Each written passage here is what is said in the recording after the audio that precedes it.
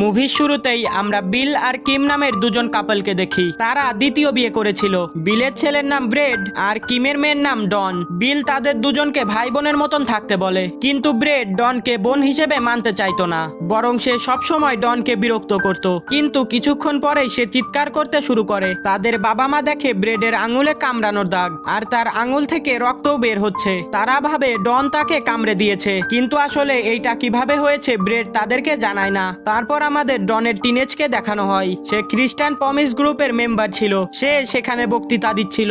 ডন যখন তাদের বন্ধুদের সাথে বসেছিল, তখন টবি এসে তার সঙ্গে বন্ধুত্ব করে। টবি মাত্র কিছুদিন হলো সে এই শহরে এসেছে, আর সে কাল থেকে তাদের স্কুলেও জয়েন করবে। ডন টবিকে দেখে তার দিকে অ্যাট্রাক্টিভ হয়। টবিও ডনের বক্তৃতা শুনে তাকে পছন্দ করতে শুরু করে। তারপর ডন বাড়ি আসে। বাড়িতে তার মা অসুস্থ ছিল। তার মায়ের অবস্থা আস্তে আস্তে খারাপ হচ্ছিল। যখন ডন স্নান করতে যাচ্ছিল, তখন ব্রেড তাকে ভয় দেখায়। এখনো ব্রেড তাকে বিরক্ত করে। পরের দিন ডন স্কুলে যায়। সেখানে রায়ান নামের একটি ছেলে তাকে পছন্দ করে, কিন্তু ডনের সাথে কথা বলার সাহস তার হয় না। স্কুল ছুটি হওয়ার পরে ডন তার বন্ধুদের সঙ্গে মুভি দেখার জন্য যায়। এই মুভিটি ছিল 18+। টবি এই মুভিটি দেখে খুবই এক্সাইটেড হয়ে যায়, আর সে ডনকে কিস করতে চায়, কিন্তু ডন তাকে ইগনোর করে। অন্যদিকে ব্রেড তার গার্লফ্রেন্ড বেলানির কাছে ছিল। বেলানি ব্রেডের আঙুলটি দেখে সেইটার বিষয়ে জিজ্ঞেস করে। তখন ব্রেড বলে ছেলেবেলায় ডন তাকে কামড়ে দিয়েছে, তখন থেকে সেটা এরকমই হয়ে গেছে। বেলানি বলে ডন সেই সময় একটা ছোট্ট বাচ্চা ছিল, সে কি করে এটা করতে পারে। ব্রেড কোনো উত্তর দেয় না, আর সেই কথাটা সে ইগনোর করে। অন্যদিকে তারা মুভি দেখার পরে একটা লেকের কাছে যায়। সেখানে একটি গুহাও ছিল। তার বন্ধু বলে এখানে সবাই সুইমিং করে, আর ওই গুহায় গিয়ে ইন্টিমেট হয়। ডন আর টবি ওই লেকের পারে বসে কথা বলছিল।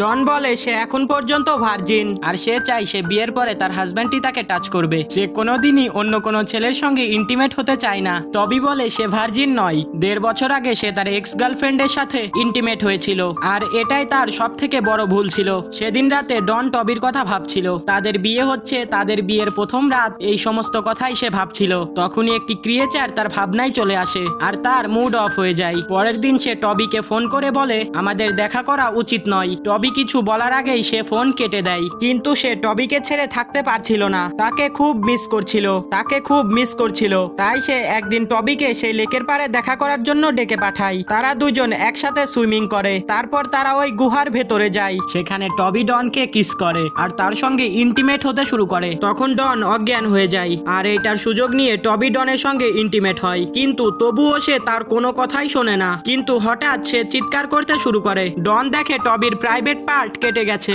আর সেইটা মাটিতে পড়ে আছে। এইটা দেখে সে ভয় পেয়ে যায়, আর টবিও জলে পড়ে যায়। সে টবিকে অনেকবার ডাকে, কিন্তু সে তার কোনো সাড়াই পায় না। সে অনেকক্ষণ পর্যন্ত টবির জন্য অপেক্ষা করতে থাকে। পরের দিন সে তার বন্ধুদের সঙ্গে দেখা করে। সে অনেক আপসেট ছিল, তাই তার বন্ধুরা তাকে খুশি করার চেষ্টা করছিল।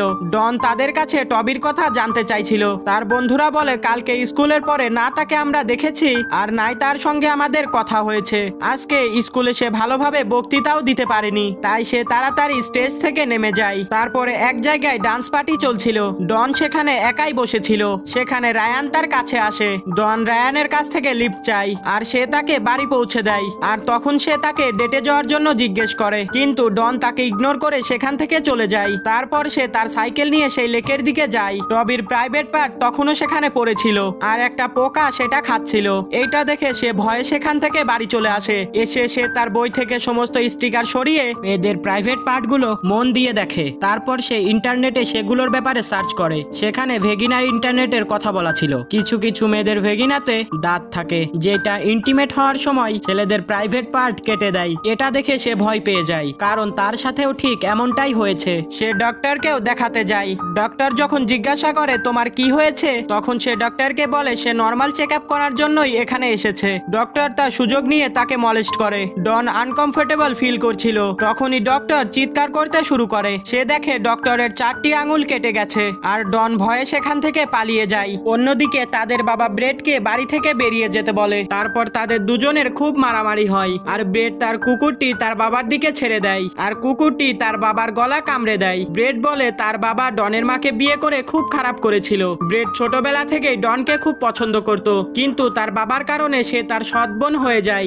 অন্যদিকে ডন হসপিটালে গিয়ে জানতে পারে তার মা মারা গেছে। সে তার মাকে জড়িয়ে ধরে অনেক কাঁদে। কিছুক্ষণ পরে তার বাবা এবং ব্রেডের গার্লফ্রেন্ড মেলানি তার সঙ্গে দেখা করতে আসে। মেলানি ডনের কাছে ক্ষমা চায় আর বলে, আমি তোমার মায়ের আওয়াজ শুনতে পেয়েছিলাম, সে অনেক চিৎকার করছিল, আমি তাকে সাহায্য করতে যেতে চাইছিলাম, কিন্তু ব্রেড আমাকে যেতে দেয়নি। ব্রেড বলল, তোমার মা সবসময় এরকম ভাবেই চিৎকার করতে থাকে, তাই আমিও ততটা গুরুত্ব দেইনি। আর সে জোর করে আমার সঙ্গে ইন্টিমেট হয়। ডনের প্রচুর রাগ হয়, সে এইটার বদলা নিতে চায়। ডন বাড়ি গিয়ে মেকআপ করে, তারপর ব্রেডের রুমে গিয়ে তাকে সিডিউস করার চেষ্টা করে। ব্রেড তার সঙ্গে ইন্টিমেট হতে শুরু করে, কিন্তু হঠাৎই তার মনে পড়ে যায় ছোটবেলায় তার সঙ্গে কি হয়েছিল।